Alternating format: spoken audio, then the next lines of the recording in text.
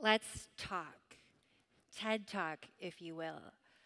During my 21-year stint on this planet, I've come to a number of realizations. Things like how the brain was able to name itself, or how food, particularly avocados, will go bad, especially when you don't want them to, or how balloons are so intimate because essentially they are sacs of your own breath.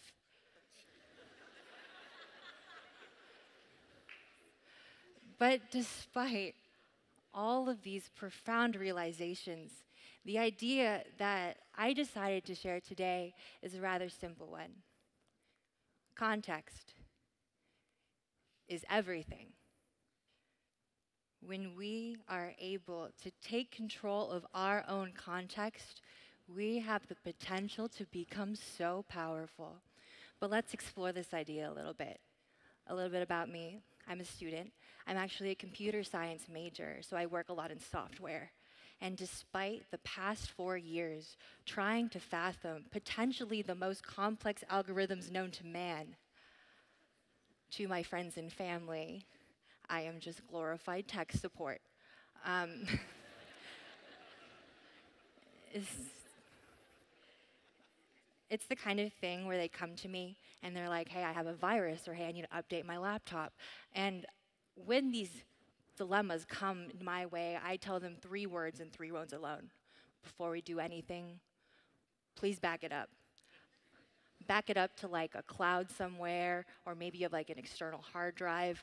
It's really, really important to make sure just in the case that anything were to go astray, we have a backup of all your data. Okay, now let's take this and put it into a separate context. Hypothetical situation now. You and me, we're best friends. We're at a club. The beat is blaring, the bass is pumping. I look you in the eyes because your favorite song starts to play. And I say 3 words. Back it up.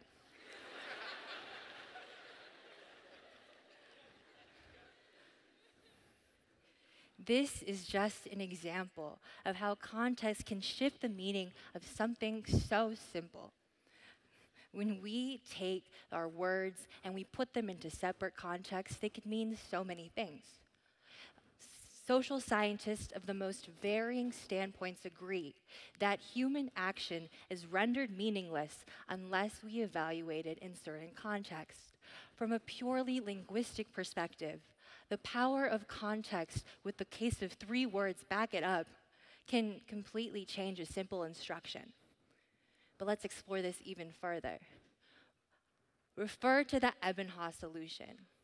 What if I told you that those 2 orange circles that you see right there are actually the same exact size? It's crazy. The only difference between these 2 is, you'll never guess, the context that they're in. Our perceptions can easily be deceived when we are evaluating things in different contexts.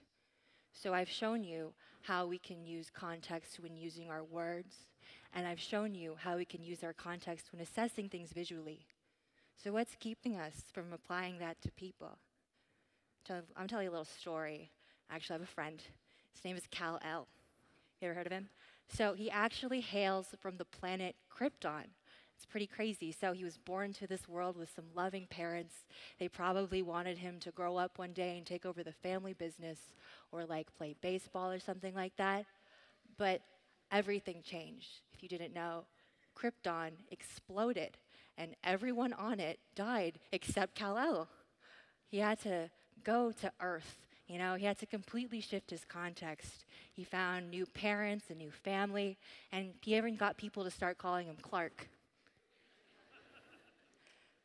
But the thing about this was that he was a little extraordinary. He had like laser vision, and he could fly, and super strength too. You couldn't take this kid anywhere. But somewhere down the road, he was able to take those quirks and own them as something completely different. He started seeing them more of his powers. So he started calling himself Superman after he put on a pair of spandex and a cape. You might know this story, and I have a confession to make. I don't actually know Superman. This is completely fictional. Surprise. But that doesn't mean that this story arc I just told you is fiction in itself. I can name so many people that have followed the same sort of path and have become their own Superman. But one in particular that stands out to me is the story of my parents. So they are both immigrants from the Philippines. They were both college educated in our home country. And in their late 20s, they decided to come to the United States of America in order to live a better life and to give a better life for their family. However, despite the college education they received overseas, American society wanted to put them into a context that they didn't believe. They said that they weren't educated. They treated them like they were coming from nothing. So my parents started their time out in this country working at a hotel, folding towels and serving and cleaning up after people. They had the opportunity to accept this context, to be as if they weren't going to advance any further, but of course, they're resilient. They rejected that. They were able to go back to school. They were able to educate themselves. They were able to raise a family with 2 beautiful girls. And, yeah, sorry, that's me too. 2 beautiful girls, and live a life that they are completely satisfied in and that they're able to live every day with purpose. You could say that they're my superheroes. And it's really important because sometimes the trials and tribulations that it takes for people to get to the success that they're at are often overlooked. When you look at the big picture, when you look at where people are coming from, or rather the context that they're in, this story means so much more. And, okay, I have another confession to make. I've been giving you this talk and everything because I believe that I'm in control of my own context and everything. I seem like, a good champion of context. But I haven't always been in control of my context for all of my life. There was a point in my life where I felt like I was a victim to the world, and I let the world define who I was and what I can do. Studies show that during their time on a college campus, 1 in 4 women become victims of sexual assault. And in May of 2017, I became part of that statistic. It affects everyone differently. But in my case, it was the kind of thing where I would wake up in the morning, I would look in the mirror, and I wouldn't know who I was. The power that I spent so many years trying to garner disappeared. It was hard for me to do anything. I had no motivation. I felt like I was the shell of a human being. In fact, I had to withdraw from Cal Poly because shells don't make it to class. I didn't think I'd come back. I wish I could tell you what the algorithm is, how it gets better. But the road to recovery is not a straight path, and it's one that I'm still walking on today. After countless hours of therapy and reflection, and immense support from people that I am eternally grateful for, there was a shift. No longer did I let myself bring myself down. I was able to look in the mirror and see a girl that was worth something. People listened to my story. They validated me. They filled me with purpose.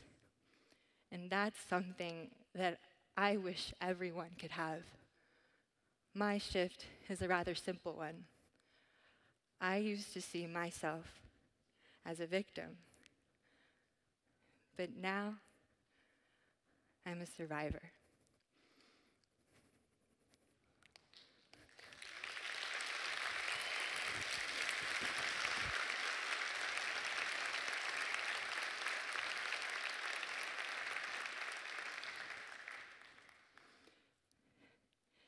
this experience taught me one very important thing. Empathy is one of the most precious gifts that you can give someone. Whether it be listening to a story and validating an experience, or just understanding where people are coming from, if everyone were to able to practice that to some capacity, then this world would be a better place. So I decided to dedicate my life to building empathy. I knew my why, but my next problem was figuring out my how. You see, if you forgot, I am a computer science major. Typically, when it comes to technology, empathy is something that's overlooked. I felt myself at a crossroads. Was I going to become an activist, or was I going to pursue a technological path? But that all changed when I had the opportunity to be hired at the California Cybersecurity Institute. It was here where I met a group of people that understood the power of technology. At the Cybersecurity Institute, we have a team of students that essentially create software to help the fight against something that's called human trafficking. If you didn't know, the FBI recognizes human trafficking as the third largest grossing crime in the whole entire world. The numbers are insane. $32 billion is generated annually through human trafficking. And of this growing number, 4.5 million people are sexually exploited. This is disgusting. These numbers put a pit in my stomach. The Polaris Project reports that there are 25 instances of human trafficking. And the one that I had the opportunity to focus in on is that of illicit massage businesses. The numbers are also insane. As I speak right now, there is suspected to be 9,000 illicit massage parlors in our world. And so the way that I decided to tackle this problem is through supporting a context shift. Right now, the law is supporting the context shift of, instead of seeing these women as criminals, instead seeing them as victims of coercion and exploitation. The law, just last week, Assemblyman Jordan Cunningham introduced 3 separate pieces of legislation to help the fight against human trafficking. But with the law comes the enforcement. We need to make sure that the law enforcement are prepared to navigate these scenarios and prepared to treat the people in these very sensitive situations with the dignity that they deserve. And that's where I come in. I work with virtual reality. As mentioned before, the virtual reality technology that we have right now can take your sight and your sound, and we can completely put you in a different environment. This is very important when it comes to training. When you're training or doing some sort of thing, you're basically trying to build the skill. And it's really important to do your trainings in an environment that is isolated, so you're not compromising the dignity of everyone. And that's what I try to do through the work of my human trafficking environment. Once people put on the headset, they're essentially traveling into a different world that I control. And in this world, I try to have some key components that law enforcement can recognize so that when they're in the actual field, they could act accordingly. So it's cases of seeing fraudulent business practices in terms of the signs that are there. Also, it's the case of being able to see an illicit practice versus a legitimate one. I have all of these different clues scattered around the scene so that they are prepared under any sort of circumstance. And at the end of the scene, I give the law enforcement the opportunity to interact with someone who is supposed to be a composite of a victim's account. You could have a conversation with this person. You're able to understand their story. They talk about what happened and how their context shifted so that they ended up in this scenario. At the very least, I want people to take away from my simulation how important it is to listen to people's stories and how important it is to see the context and the big picture before you rush to any sort of judgments. No one in these circumstances wants to be there. And when I was a victim, I surrendered myself to those feelings of hopelessness. But knowing that there is work being done, using the technological advances that are here, is something that puts me a little bit at ease whenever I go to sleep. If I know that at least one person can benefit through the empathy trainings that I'm bringing into this world, I will have achieved my life's purpose. I've talked a lot about Superman and all of that, but by no means do I want to be seen as a hero. Rather, I want to be seen as someone who understands their context, someone who can be an example for others. It is so easy to feed into feelings of hopelessness. It is so easy to give into that negativity. And it is so easy to be complacent. But that's not what I want to represent. That's not what I want you to take away. The only thing stopping you from waking up in the morning, looking in the mirror, and seeing someone who can change the world is the context that you are in.